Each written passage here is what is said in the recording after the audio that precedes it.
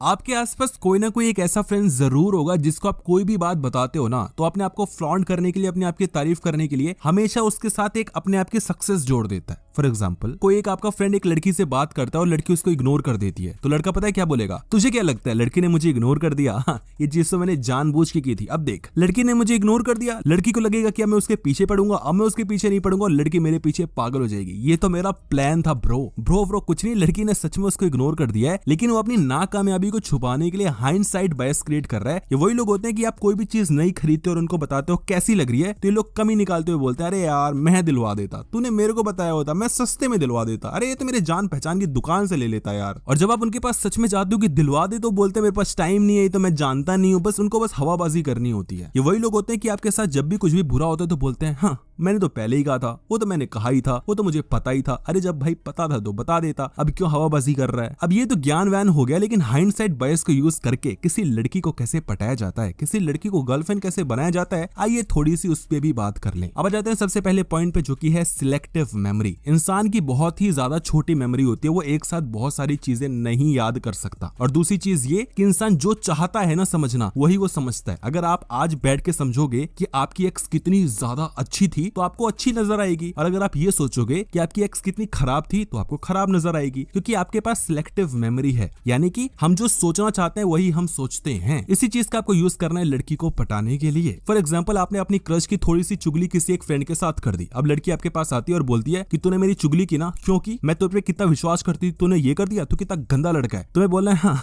तुम्हें क्या लगता है कि मेरे से गलती से हुआ है? ये मैंने जानबूझ के किया है, मैंने ऐसा इसलिए किया क्योंकि मैं देखना चाहता था कि वो लड़की तुम्हारे बारे में क्या सोचती है। अब अगर मैं डायरेक्टली पूछ लेता तो क्या वो बताती? नहीं ना, इसलिए मैंने पहले खुद तुम्हारी चुगली की ताकि मैं उसका मन ले पाऊं, उसके अंदर की बातें निकलवा पाऊं। तुम्हें क्या लगता है मैं इतना बेवकूफ हूं? अब देख रहे हो आपने कितनी अच्छी तरीके से मैनिपुलेट कर दिया। दूसरा पॉइंट इस तरीके से आपको समझना है, जो कि है रिविजनिस्ट हिस्ट्री। कई बार क्या होता है ना कि हमारी जिंदगी में कुछ चीजें तुक्के से हो जाती है। सपोज करो आपका एक ग्रुप है और वहां पर एक सिक्का उछाला जा रहा है, जिसकी प्रेडिक्शन सही होगी उसको कोई ना कोई एक अवार्ड दिया जाएगा। मान लेते हैं जो हेड्स कहता है हेड्स आता है, टेल्स कहता है टेल्स आता है, तो कोई ना कोई एक ऐसा बंदा जरूर होगा जो लगातार 3-4 बार जो कह रहा है वही चीज हो रही है। उसने हेड्स का तो हेड्स आया, टेल्स का तो टेल्स आया। अब ये प्योर तुक्का है, सट्टा है, लेकिन वो अपने आप को ऐसे प्रेजेंट करे कि देखा मैं कितना बड़ा फोरकास्टर हूं, मुझे पता है कब हेड्स आएगा कब टेल्स आएगा। मैं सिक्के की बनावट से समझ जाता हूं कि कब हेड्स आएगा, कैसे उछल रहा है, किस तरीके से स्विंग हो रहा है, कैसे वो लैंड करता है, सॉफ्ट लैंडिंग है या हार्ड लैंडिंग है, मुझे सब पता है। अब आप समझ गए होंगे मैं क्या समझाना चाहता हूँ, कि हमारी जिंदगी में जो चीजें तुक्के में होती हैं उसको हम अपने फायदे के लिए ऐसा दिखाते हैं कि ये तो मैंने जानबूझ के किया है ताकि हम अपना फायदा करवा सके। यही चीज जो ट्रेडिंग वाले गुरुजी होते हैं ना वही करते हैं। खुद का तुक्के से कोई ट्रेड चल जाता है तो आके दिखाते हैं, आज मैंने ये कॉल लिया वो डबल हो गया ट्रिपल हो गया। अरे भाई तूने उसके साथ पुट लिया था वो कौन दिखाएगा, और तू तो कितनी बार गलत भी हो चुका है। लेकिन जब जब वो सही होगा वो दिखाएगा कि तो मुझे पता था ऐसे होगा वैसे होगा। उसको घंटा कुछ नहीं पता था, तुक्का लगा था उसका। आइशर मोटर्स का, इन्फोसिस का शेयर ले लिया होता 100 रुपए का तो आज लाखों बन जाते, ये बन जाते। भाई अभी बताना इन्फोसिस कौन सा बनेगा, तू अभी तो बता पाएगा नहीं। ये ज्यादातर एस्ट्रोलॉजी वाले लोग करते हैं। क्यों know what,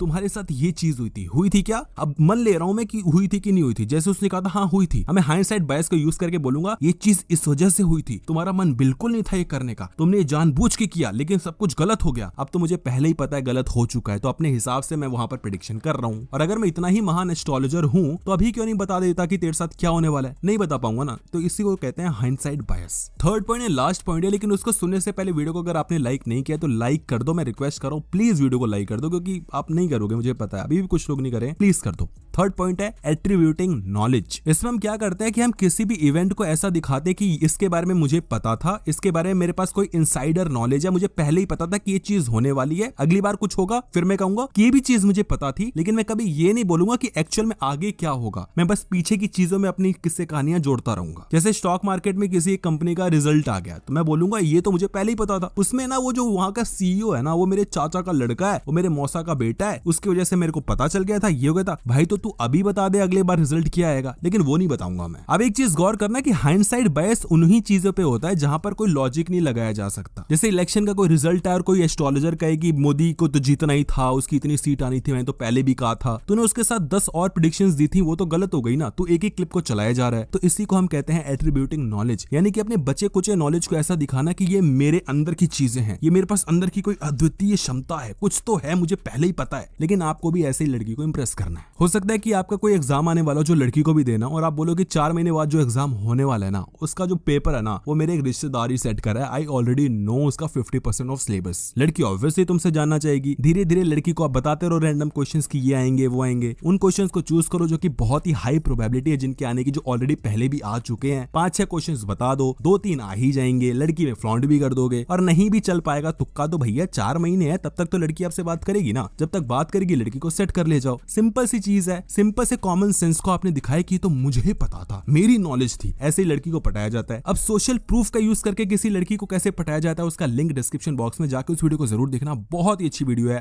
thank you so much.